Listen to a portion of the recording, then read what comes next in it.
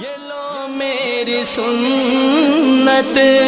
یہ لو میرا قرآن، یہ لو میری سنت۔ الحمدللہ وکفى والسلام علی عباده الذین اصطفى اللہم صل علی سیدنا محمد وعلی آل سیدنا محمد وبارک وسلم۔ عورتوں کے لیے مسنون لباس کیا ہونا چاہیے؟ عورتوں کا لباس مسنون یہ ہے کہ ان کے لیے موٹا لباس ہو جس سے بدن کا رنگ اور بال نظر نہ آئیں، اور ڈھیلا ڈھالا چست نہ ہو، اور بدن کی ہیئت نمایاں اور ظاہر کرنے والا لباس نہ ہو، اور نہ ہی وہ عورتوں کا لباس مردوں کے مشابہ ہو، نہ ہی غیروں کے یعنی غیر مسلموں کے لباس کی نقل ہو، کیونکہ کفار کے ساتھ مشابہت اختیار کرنا اس کی سخت ممانعت ہے۔ باریک لباس بھی نہیں ہونا چاہیے۔ حضرت عائشہ صدیقہ رضی اللہ تعالی عنہا فرماتی ہیں، مشکات شریف میں حدیث ہے کہ حضرت اسماء بنت ابی بکر رضی اللہ تعالی عنہما نبی کریم صلی اللہ علیہ وسلم کے پاس تشریف لائیں اور ان کے جسم پر باریک کپڑا تھا۔ جناب نبی اکرم صلی اللہ علیہ وسلم نے بے رخی برتی اور فرمایا، اے اسماء، جب عورت بالغ ہو جائے تو اس کا جسم ایسا نہ ہو کہ نظر آ جائے مگر یہ اور یہ، یعنی آپ صلی اللہ علیہ وسلم نے چہرے اور ہاتھ کی طرف اشارہ کیا۔ مسند احمد میں ہے کہ حضرت عبداللہ بن عمر رضی اللہ تعالی عنہما فرماتی ہیں کہ جناب نبی اکرم صلی اللہ علیہ وسلم کے پاس ایک حلہ یعنی جوڑا اور شامی کپڑا آیا۔ جوڑا تو آپ صلی اللہ علیہ وسلم نے مجھے پہنا دیا اور وہ کپڑا باریک تھا۔ حضرت اسامہ رضی اللہ تعالیٰ عنہ کو آپ نے عطا فرمایا تو فرماتی ہیں کہ میں جوڑے میں ملبوس ہو کر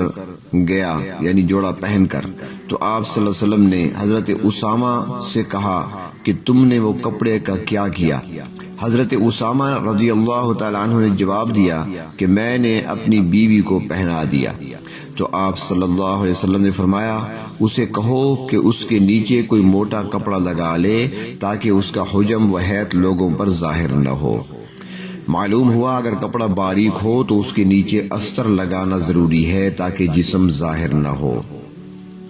موطا امام مالک میں ہے اور مشکات شریف میں حضرت علقمہ رضی اللہ تعالیٰ عنہ نے اپنی والدہ سے نقل کیا ہے کہ حفصہ بنت عبد الرحمن رضی اللہ تعالی عنہا حضرت عائشہ صدیقہ رضی اللہ تعالی عنہا کے پاس آئیں،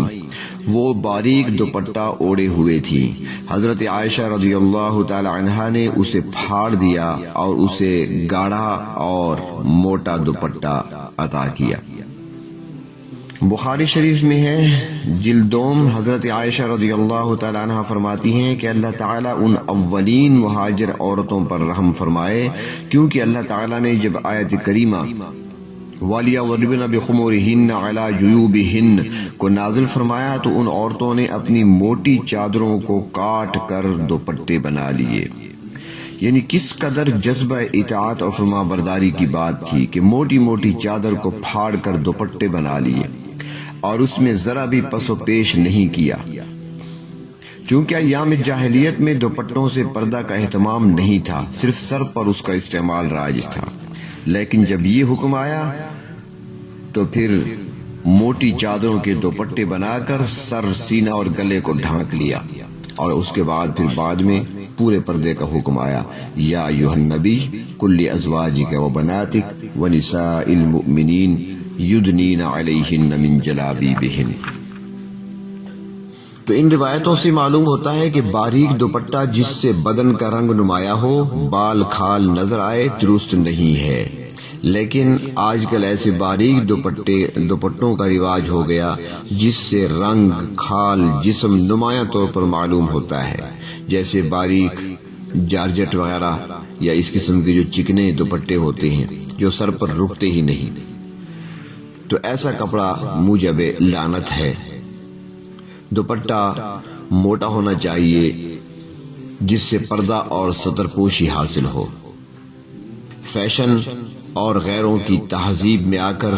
جسم اور جمال کو ظاہر کرنا لعنت اور اللہ کے غضب کو دعوت دینے کا باعث ہے۔ اسلامی طرز و لباس کو چھوڑ کر غیروں کے طور طریقے کو اپنانا ہلاکت و بربادی کے سوا کچھ نہیں ہے، اور یہی وجہ ہے کہ آج ہم اللہ کی نظروں سے گر گئے، اس لیے کہ ہم نے احکام شریعہ کو پیچھے ڈال دیا ہے۔ مشکات شریف میں حدیث ہے، مسلم شریف میں بھی موجود، حضرت ابو ہریرہ رضی اللہ تعالیٰ عنہ فرماتے ہیں کہ جناب نبی کریم صلی اللہ علیہ وسلم نے ارشاد فرمایا، دوزخیوں یعنی جہنمیوں کے دو گروہوں کو میں نے اب تک نہیں دیکھا، یعنی اس وقت تک وہ ظہور میں نہیں آئے، بعد میں ایسے لوگ پیدا ہوں گے۔ ایک جماعت ان لوگوں کی ہوگی جن کے پاس بیلوں کی دم کی طرح کوڑے ہوں گے اور ان سے لوگوں کو ظلم کرتے ہوئے ماریں گے، اور دوسری جماعت ایسی عورتوں کی ہوگی جو ظاہر میں تو کپڑے پہنے ہوئے ہوں گی مگر وہ ننگی ہوں گی، مردوں کو اپنی طرف مائل کرنے والی اور ان کی طرف مائل ہونے والی ہوں گی۔ ان کے سر مانند اونٹ کے کوہانوں کے جھکتے ہوئے ہوں گے۔ یہ عورتیں نہ تو جنت میں داخل ہو سکیں گی اور نہ ہی جنت کی خوشبو پا سکیں گی، حالانکہ جنت کی خوشبو 500 میل کی مسافت سے آ جاتی ہے۔ یعنی اس حدیث میں جو پیشن گوئی کی گئی ہے ایسی عورتوں کے بارے میں جن کے اندر یہ صفات پائی جائیں گی کہ وہ کپڑے پہننے کے باوجود ننگی ہوں گی، یا تو اس وجہ سے کہ کپڑا باریک ہوگا، یا یہ کہ پورا بدن ڈھانکا نہ گیا ہوگا جیسے بلاؤز وغیرہ، اور اس سے پیٹ و پیٹھ کا اکثر حصہ چونکہ کھلا رہ جاتا ہے۔ اسی طرح فراق اور جانگھیا یہ بھی اسی میں شامل ہوتے ہیں، یا اس وجہ سے کہ لباس اتنا چست اور تنگ ہوگا کہ بدن کی پوری ہیئت نمایاں ہو رہی ہوگی، اور ان کے سر بختی اونٹوں کی کوہان کی طرح ہوں گے، یعنی سر پر بالوں کو فیشن سے اونچا کریں گی جس سے سر اونچا اور خوبصورت ہو جائے گا، اور سر ہلا ہلا کر یعنی فیشن کی نمائش کرتی ہوئی مٹکتی ہوئی چال چلیں گی۔ اور ایسی عورتوں کے بارے میں فرمایا کہ جنت تو دور کی بات ہے، اس کی خوشبو بھی نہ پائیں گی۔ کس قدر خسارے اور ہلاکت و بربادی کی باتیں ہیں جس فیشن پر ناز ہو رہا ہے، باریک دوپٹہ اور کپڑوں کو فیشن میں آ کر اختیار کیا جاتا ہے، پیٹھ و پیٹ، سینے اور پنڈلیوں وغیرہ کو دکھا کر مردوں کو اپنی طرف متوجہ کیا جاتا ہے، گناہ کی دعوت دی جا رہی ہے۔ کل جب آنکھ دوسری وہاں پہ کھلے گی تو پھر پتہ چلے گا کہ جہنم کی آگ ان کے جسموں کو جلائے گی اور ان کے جسم میں آگ لگے گی، تب احساس ہوگا، مگر اس وقت کا افسوس کسی فائدے کا نہیں ہوگا۔ اس لیے چاہیے خواتین کو کہ اسلامی لباس اختیار کریں، کپڑا خواہ کتنا قیمتی اور عمدہ کیوں نہ ہو مگر باریک نہ ہو، ایسا لباس اختیار کیا جائے جس سے پورا بدن ڈھک جائے۔ ساڑی، فراق وغیرہ، کشادہ گردن والے کرتے، چھوٹی آستین والے قمیصیں، ان سے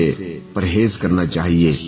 تاکہ دنیا میں بھی راحت ملے اور آخرت میں مرنے کے بعد کی زندگی بھی چین و سکون والی زندگی ہو۔ ریشمی لباس سے منع فرمایا گیا ہے۔ حضرت عمر بن خطاب رضی اللہ تعالیٰ فرماتی ہیں کہ رسول کریم صلی اللہ علیہ وسلم نے فرمایا، ریشمی لباس مت پہنو، جو اسے دنیا میں پہنے گا آخرت میں اس سے محروم رہے گا۔ حضرت علی رضی اللہ تعالیٰ فرماتے ہیں، ابو داؤد شریف اور نسائی میں حدیث ہے، فرماتے ہیں کہ میں نے نبی اکرم صلی اللہ علیہ وسلم کو دیکھا، دائیں ہاتھ میں ریشمی کپڑا اور بائیں ہاتھ میں سونا لیے فرما رہے تھے، یہ دونوں حرام ہیں ہماری امت کے مردوں پر۔ اور ایک اور حدیث شریف میں آتا ہے،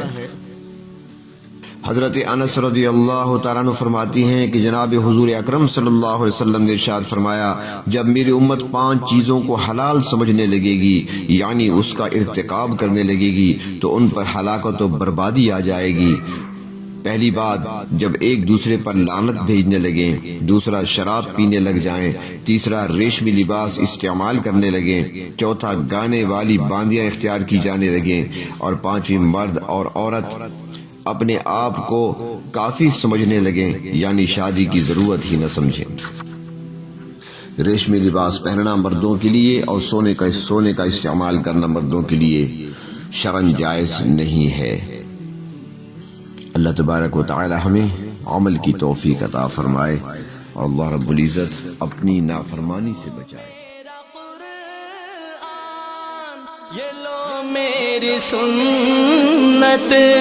یہ لو میرا قرآن، یہ لو میری سنت، یہ دکھلائے گی تم کو اب راہ جنت۔